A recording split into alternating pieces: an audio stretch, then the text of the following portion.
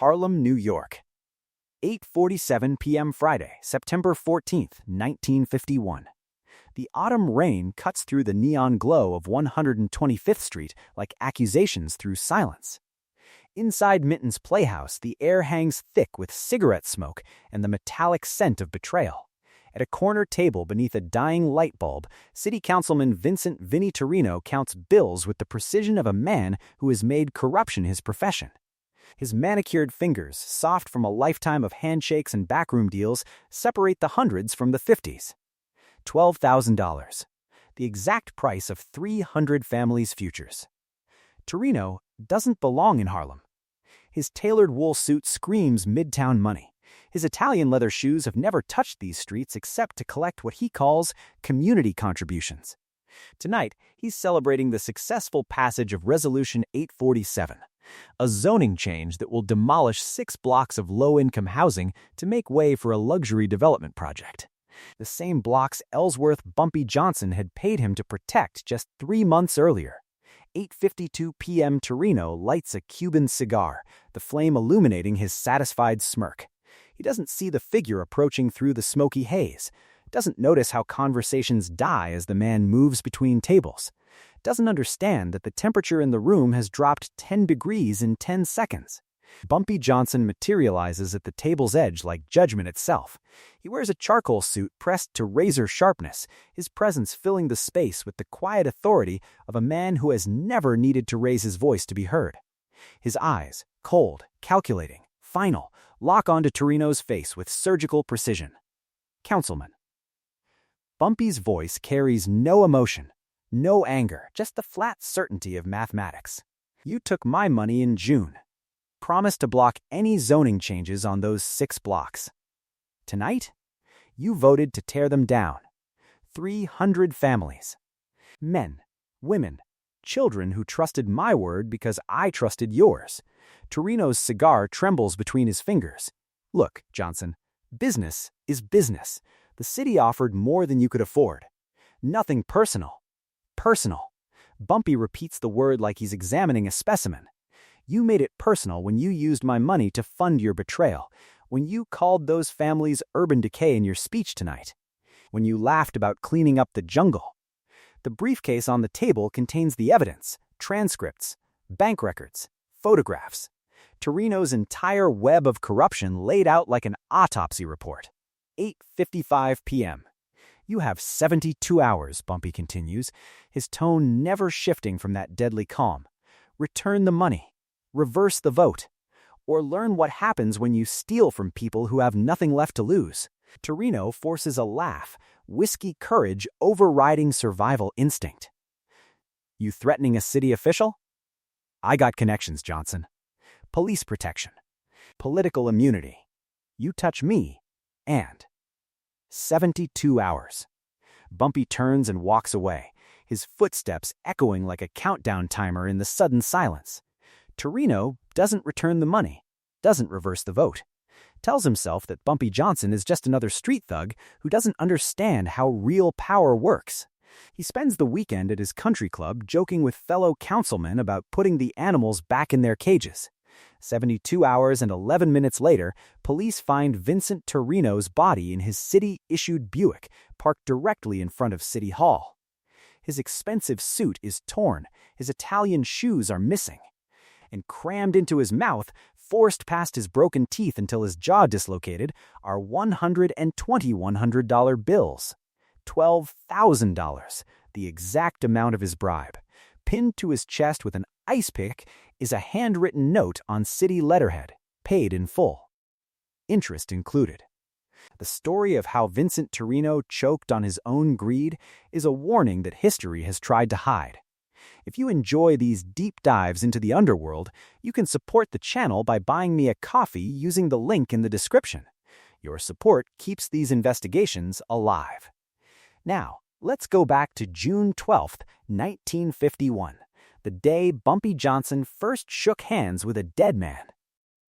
June 12, 1951, 2:30 p.m. The restaurant sits 3 blocks from City Hall, where white tablecloths and heavy silverware create the illusion of respectability. Here, Manhattan's power brokers conduct business over porterhouse steaks and promises worth more than most men earn in a lifetime. The air smells of old money and older secrets, chilled and controlled like the men who do business within these walls. Councilman Vincent Torino arrives 14 minutes late, his politician's smile already deployed. Navy suit, red tie, American flag pin on his lapel, the complete costume of reform. To the voters, he's the golden boy cleaning up corruption. In private, his addiction to luxury is a gaping maw that devours integrity with systematic precision. He extends his hand like he's doing Bumpy Johnson a favor by showing up at all. Ellsworth Johnson rises from table 7, his charcoal suit pressed to perfection. He doesn't belong here by the restaurant standards, but the maitre d' knows better than to question a man who commands respect through presence alone. Bumpy's been waiting in that dangerous stillness that makes weaker men confess to crimes they haven't committed. They sit. Torino orders scotch. Bumpy orders water. The power dynamic is already established. 6 blocks in Harlem, Bumpy begins, his voice carrying the weight of someone who never wastes words. 300 families living in buildings the city wants to condemn. Your vote on the zoning committee matters.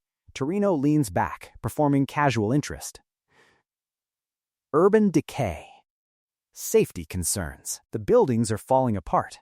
The buildings are falling apart because landlords stopped maintaining them 3 years ago, stopped fixing heat, stopped repairing plumbing, let lead paint peel off walls where children sleep. Bumpy's tone never shifts, just facts delivered like court testimony. Last winter, Mrs. Ethel Carmichael froze to death in her apartment. 82 years old.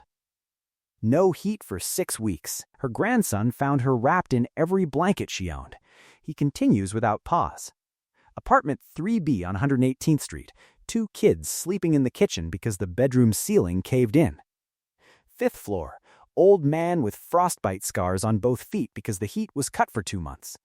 Basement unit where doctors said the youngest boy's lungs were poisoned before he turned 5. Torino sips his scotch, calculating. What's your interest in this? My interest is 300 families who can't fight City Hall alone.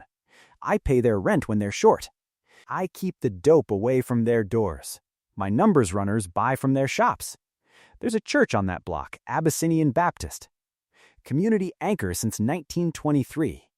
There's Willie's Barbershop, only black-owned business employing 4 men with families. There's a grocery store where Miss Alvarez lets single mothers pay her back when they can. That's not blight. That's a spine. You break it, the neighborhood doesn't walk again. Bumpy slides a brown envelope across the tablecloth. $12,000. Campaign contributions. Vote against any zoning changes on those 6 blocks. Keep those families in their homes. Torino's pupils dilate. $12,000 is more than his annual salary. He sees only a well-dressed criminal trying to buy influence.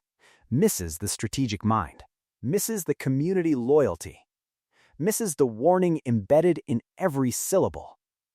You have my word, Torino says finally. I'll vote against any zoning changes. Bumpy leans forward slightly. A man's word is the only currency that matters. Break it, and you're bankrupt in ways money can't fix. They shake hands across the white tablecloth. Torino feels the calluses on Bumpy's palm, evidence of a man who had built his empire with more than words. What he doesn't feel is the steel beneath the silk, because Bumpy Johnson never made promises he couldn't keep, and he never forgot the ones made to him. September 10th, 1951. Tuesday morning arrives with deceptive calm over City Hall's marble corridors, but Bumpy Johnson's intelligence network never sleeps. While powerful men conduct business behind oak doors, they fail to account for the invisible army that sees everything. The janitor who empties ashtrays in committee rooms, the night clerk who files carbon copies, the cleaning woman who mops floors while men discuss the price of a neighborhood. These are Bumpy's eyes and ears, and this week they witness a betrayal that cuts deeper than simple greed. Dorothy, the cleaning woman, brings the first piece Tuesday night. Carbon copies of correspondence between Torino and Vandermeer Development Corporation, rescued from a wastebasket before the shredder could erase them. The numbers are staggering. $50,000 up front, plus 10% of all future profits from the luxury complex planned for those 6 Harlem blocks. Marcus, the file clerk who survives on $70 weekly, delivers transcripts Wednesday afternoon. Private meetings between Torino and development executives copied by hand during his lunch break. Patricia, the secretary who types meeting minutes, contributes Thursday morning with notes from a closed-door session where Torino bragged about playing both sides. September 12th, 4:15 p.m. The evidence spreads across Bumpy's desk in the Rhythm Club's back office like an autopsy report. The systematic nature of the corruption is almost impressive in its completeness. Torino didn't just take a better offer, he used Bumpy's $12,000 as seed money for his re-election campaign while negotiating the very deal that would demolish the buildings Bumpy paid him to protect. The transcripts reveal Torino's true language behind closed doors. He calls the residents urban decay personified and describes the neighborhood as vermin infestation, requiring extermination. He laughs about using that gangster's money to fund my campaign while I clear out the jungle. The disrespect is absolute. The violation is complete. September 14th, 6 p.m. City Hall Chambers. The gallery is half empty because most citizens don't know this vote is happening tonight. Bumpy sits in the back row, perfectly still, his presence noted by everyone who matters. The air is thick with late summer humidity and the heavier weight of impending doom. Torino takes the floor, his politician's voice echoing off marble walls. He speaks about urban renewal and property values, using words like revitalization and modernization. Never mentions the 300 families who will lose their homes, never acknowledges the church that will be demolished, never admits the $12,000 sitting in his campaign account. The vote proceeds alphabetically. 4 councilmen vote against the zoning change. 8 vote in favor. Torino stands when his name is called, straightens his tie, and says aye with the confidence of a man who believes he's untouchable. His eyes find Bumpy in the gallery for just a moment. There's smugness in that glance. Victory. The certainty of a man who thinks he's won. The gavel falls. Resolution 847 passes 9-4. The demolition is approved. Bumpy stands and walks out without a word. His footsteps echo in the marble corridor with measured precision. He doesn't run, doesn't rush, just walks with that controlled authority that defines everything he does. As the gavel fell and the demolition was approved, Bumpy stood and walked out without a word. But in his wake, he left something more dangerous than anger. He left certainty. Because in his world, there was only one response to betrayal. And Vincent Torino had just purchased it with his own signature. September 14th, 10:30 p.m. The Rhythm Club's back room exists in perpetual twilight, sealed off from the jazz and laughter outside like a quarantine zone where emotions are replaced by calculations. Thick cigar smoke hangs beneath a single bare bulb that throws harsh shadows across the scarred oak table. This is where decisions are made that reshape neighborhoods, where respect is earned through precision rather than volume. Bumpy enters at exactly 10:30, his presence immediately silencing the room without a word spoken. Around the table sit 3 men who understand that tonight transcends business. This is about consequences. Nat Pettigrew sits to Bumpy's right, wire-rimmed glasses reflecting the overhead light, his mind already calculating moves 3 steps past the endgame. The strategist who treats crime like chess, Nat possesses the rare ability to see patterns where others see chaos.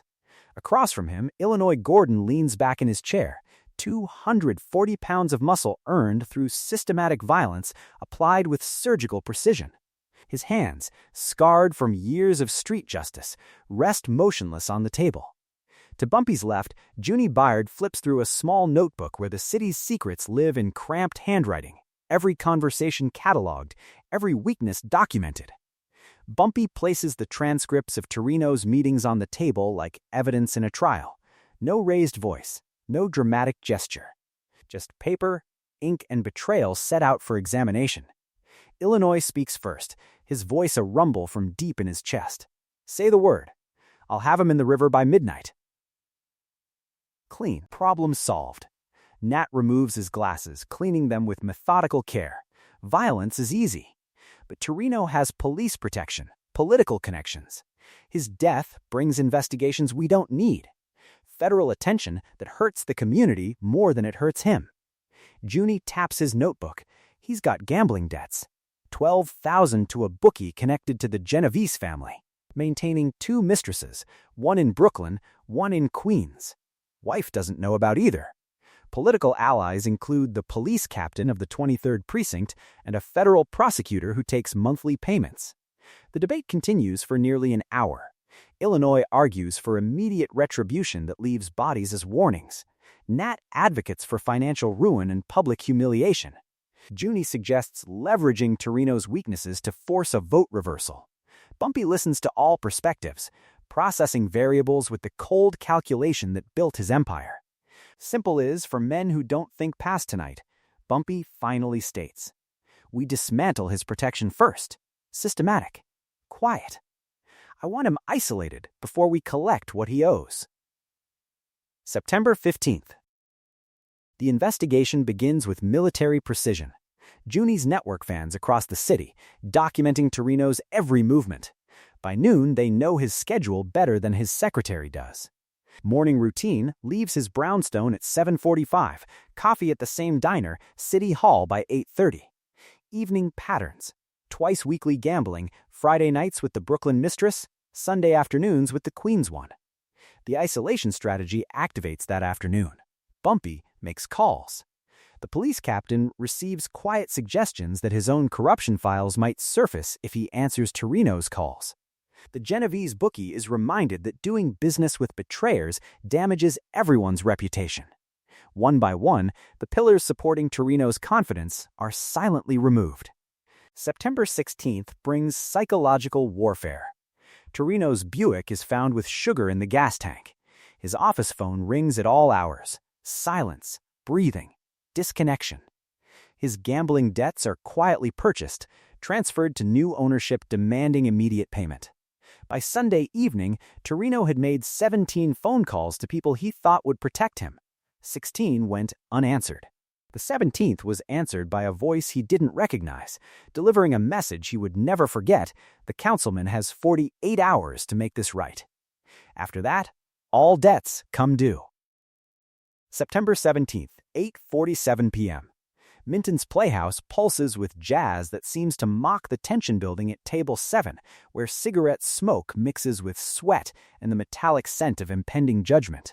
Torino sits beneath that dying light bulb, counting bills from Vandermeer Development with the confidence of a man who believes political connections form impenetrable armor. His Cuban cigar costs more than most Harlem families spend on groceries in a week, the smoke curling between his fingers like the ghost of his broken promise. Then, Bumpy materializes from the haze like judgment taking human form.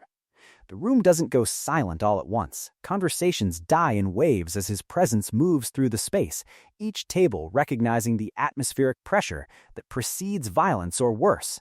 Torino looks up and his celebration freezes, the bills still clutched in his manicured fingers. Bumpy places a leather briefcase on the table with surgical precision. Inside lies Torino's entire corrupt existence, documented with prosecutorial thoroughness. Bank statements showing the $50,000 deposit 3 days after their handshake. Photographs of Torino entering his Brooklyn mistress's apartment, time-stamped and dated. Carbon copies of correspondence with Vandermeer Development discussing clearing the urban blight. Campaign ledgers proving Bumpy's $12,000 funded the very machine designed to evict 300 Harlem families. Records of gambling debts, tax evasion, federal violations. Everything needed to destroy him legally, politically, personally. You took my money in June, Bumpy states without preamble, his voice carrying that flat certainty that makes threats unnecessary. Promised to block any zoning changes on those 6 blocks. Tonight, you voted to tear them down. 300 families who trusted my word because I trusted yours. Torino's internal calculation happens in seconds, visible in his eyes like numbers on an abacus. He weighs Bumpy's threat against Police Captain Morrison's protection, against his federal prosecutor connections, against the Genovese family's supposed backing. The whiskey in his blood reinforces the delusion that men like him are untouchable. Look, Johnson, business is business. The city offered more than you could afford. Nothing personal. Personal. Bumpy examines the word like evidence under a microscope. You made it personal when you used my money to fund your betrayal. When you called those families urban decay in your speech. When you laughed about cleaning up the jungle. You have 72 hours. Return the money. Reverse the vote. Or learn what happens when you steal from people who have nothing left to lose. September 18th arrives with a silence that screams. Torino attempts normalcy, walking City Hall's marble corridors at his usual pace, but the isolation has already begun with systematic precision. He calls Captain Morrison 6 times. Each goes to an assistant promising returned messages that never come. The mob lawyer he's paid monthly retainers for 3 years is suddenly out of town indefinitely. By afternoon, Torino realizes his protection network has evaporated like morning fog, leaving him exposed on terrain he no longer recognizes. September 19th brings violation directly to his sanctuary. A small package arrives at his brownstone, wrapped in plain brown paper, no return address. Inside, resting on cotton-like evidence in a jewelry box, are his own gold cufflinks, the ones shaped like scales of justice he wore during the zoning vote. Torino runs to his bedroom to the locked jewelry box in his dresser. The lock is intact. The box is closed. Someone had entered his home while he slept, bypassed his security, taken his property, and returned it as a calling card. The message is unmistakable. Nowhere is safe. The psychological pressure builds with methodical cruelty. Every man in a dark suit becomes surveillance. Every car idling too long becomes a watchpost. His secretary mentions delivery men asking unusual questions. His wife comments about hang-up calls. Reality and paranoia blur until he can't distinguish between actual threats and manufactured fear. September 20th. 8:47 p.m. The 72-hour deadline expires in a house locked from the inside, curtains drawn, lights dimmed. Torino sits in his study, scotch bottle half empty, loaded revolver on the desk he barely knows how to use. He has not returned the money. He has not reversed the vote. He has chosen the illusion of power over the reality of consequence. At exactly 8:48 p.m., 1 minute past the deadline, Torino's phone rang in his locked study. He answered with shaking hands. The voice was Bumpy's. Calm as always, "Your time is up, Councilman. But your education is just beginning." The line went dead. Outside, a black sedan pulled up to his house. September 20th, 9:15 p.m. The knock on Torino's door carries no urgency, just 3 measured raps that echo like a judge's gavel in the marble hallway of his brownstone. When he opens it, Illinois Gordon and 2 associates fill the doorway with overwhelming presence. No weapons visible, no threats spoken, just the absolute density of their authority that sucks oxygen from the room. Torino's hand moves instinctively toward the revolver in his study, but Illinois shakes his head once with the patience of a teacher correcting a slow student. The councilman understands immediately that resistance would be mercy compared to what awaits him. His wife appears in the hallway, voice thin with confusion, but Illinois fixes her with a flat stare and delivers one sentence. The councilman has business he neglected. We're here to help him finish it. She steps back without conscious decision, understanding nothing but sensing everything. They escort Torino to the black sedan with hands that never bruise, never leave marks, professional in their complete control. Bumpy sits in the back seat, perfectly still in the darkness like judgment taking human form. The car begins moving through Manhattan's lit streets toward Harlem, no blindfold necessary. Bumpy wants him to see everything with absolute clarity. The ride becomes a guided tour of betrayal. First stop, 118th Street, Building 3. Bumpy's voice carries no emotion, just facts delivered like court testimony. The Washingtons. Marcus works 2 jobs, 60 hours weekly.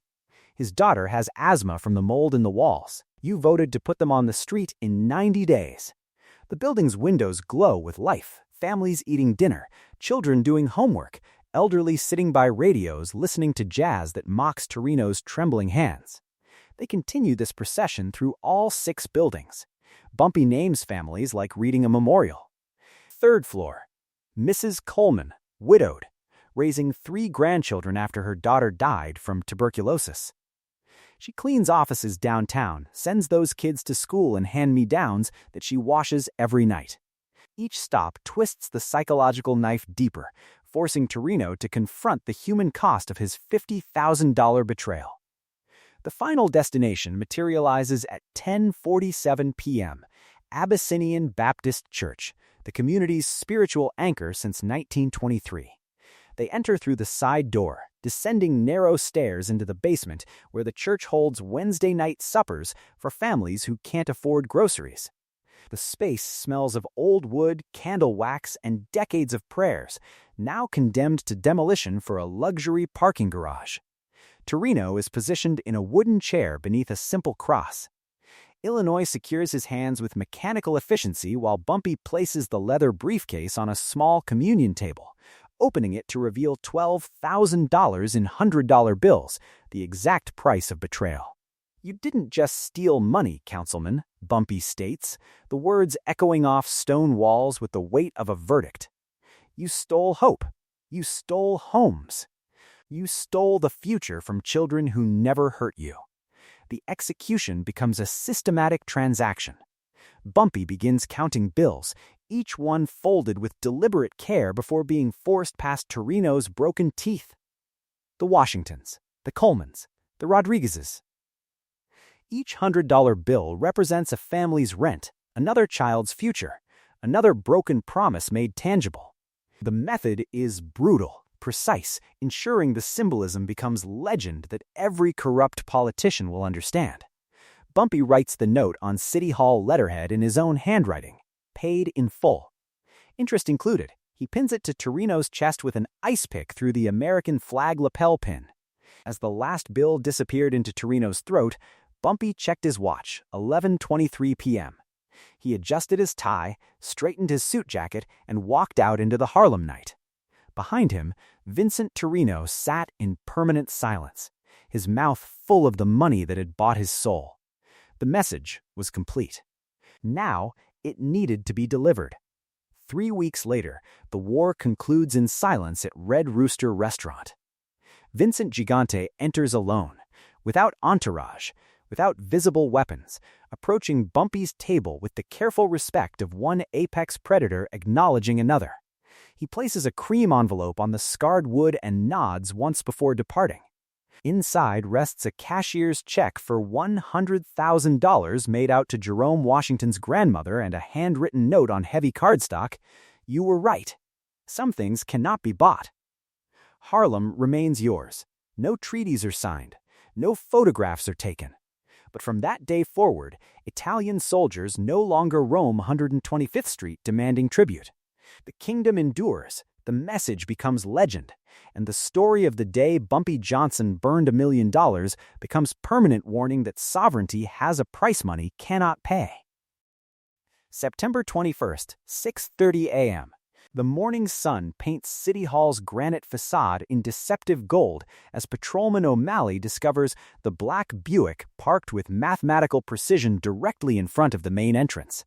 Inside, Vincent Torino sits in the driver's seat like a grotesque monument to greed. His expensive suit torn and bloodstained, Italian leather shoes missing, jaw dislocated at an unnatural angle. His mouth bulges obscenely with $100 bills crammed past broken teeth until his cheeks split. When detectives force the jaw open, $12,000 spills out like a confession made flesh, every bill soaked in saliva and the residue of panic. Detective Raymond Walsh arrives at 7:15 a.m., 23 years on the force, and recognizes Bumpy Johnson's signature immediately in the systematic brutality and symbolic precision. The ice pick through Torino's chest pins a handwritten note on City Hall letterhead, paid in full. Interest included. Walsh photographs everything, catalogs evidence with professional detachment, knowing this case will never see prosecution. The positioning, the symbolism, the location, everyone in that cordoned-off circle knows who ordered this execution. None can prove it without unraveling their own careers, their own side deals, their own late-night meetings. By 9 a.m., newspaper photographers swarm the steps like vultures. The tabloids get their front-page image, a city councilman dead with his mouth full of cash. Headlines write themselves. Greed chokes reform hero. Councilman's corruption comes home to roost. The money in the mouth becomes instant iconography, a symbol too perfect for journalists to ignore, a grotesque cartoon come to life that terrifies the city's elite. The New York Times runs the photograph across the country, transforming Torino's death into a morality play about consequences. The political fallout hits harder than any indictment. By 2:00 p.m., an emergency city council session convenes behind doors that suddenly feel more like prison walls than power corridors. The 9 councilmen who voted for Resolution 847 sit in chairs that feel like electric chairs, each calculating their own vulnerability. Council President Harrison requests an immediate review of potentially problematic zoning decisions made under questionable circumstances. The arrogance that filled the chamber 1 week ago has been replaced by the cold sweat of self-preservation. September 25th brings the reversal wrapped in procedural language designed to save face while saving lives. The zoning decision is reviewed and reversed in a unanimous vote that takes 7 minutes. Resolution 847 is declared null and void due to administrative irregularities and insufficient community input. The 6 buildings housing 300 families are removed from the demolition list.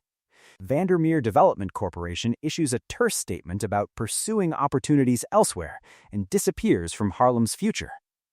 October 1st, ground breaks on a new community center on an empty lot adjacent to the saved buildings. The funding comes from anonymous donors whose generosity arrives in cash installments that ask no questions and expect no recognition.